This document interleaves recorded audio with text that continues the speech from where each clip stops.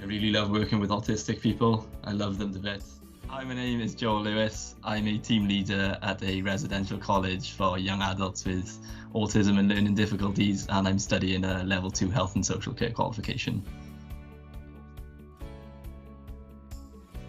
I've already been to university and I did computer science, and I don't use that degree at all. I'm in a completely different line of work as to what I studied in university previously, but I wanted something more fulfilling that would make me more happy rather than just sitting behind a keyboard and typing away all day. So yeah, it's quite good. I enjoy it.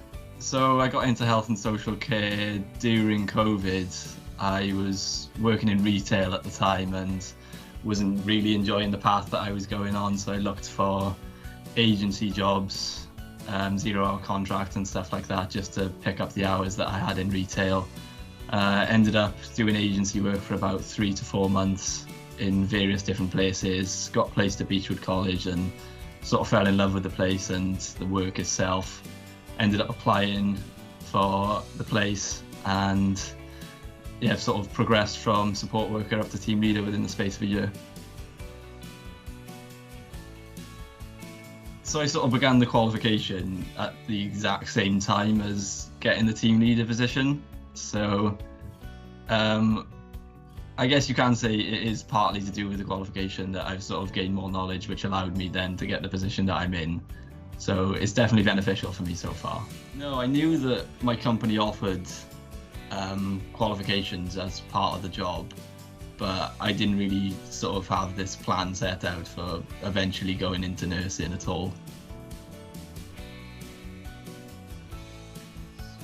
When I was in uni, obviously there was no COVID or anything, so it was all physical classes and going to lectures, seminars, group work, all this stuff. But for me, doing this course now is quite good because I can sort of do it at my own pace. I'm not pressured to do anything at a fast pace. I can take my time with it, do what I want to do, and then eventually I will have to complete a work by a deadline, but I can run at my own pace, which is good.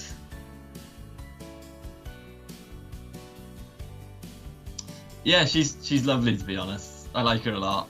We get on quite well. We don't just talk about work when we're on our Zoom conversations and team conversations. You know, we get all the business out of the way, but we will have a little chat at the end, just how we're both doing. And she's really nice. She's helped me out quite a lot. She's provided me with all the material that I need in order to complete the necessary work. I've learned things about the Mental Health Act, the Health and Social Care Act, professionalism in the workplace, and a few other things. So at the moment it's just information that I can utilise in my workplace. It's just personal growth for me.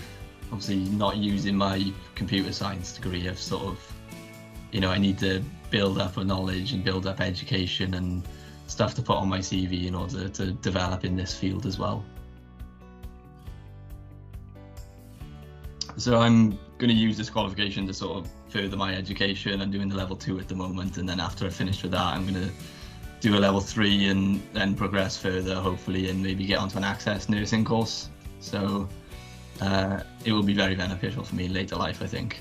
I'm sort of torn at the moment between mental health nursing and learning difficulty nursing. My partner is a nurse and she's trying to sway me towards mental health nursing, but I really love working with autistic people. I love them to bits. So I'm sort of on the learning difficulty path at the moment, but things can always change.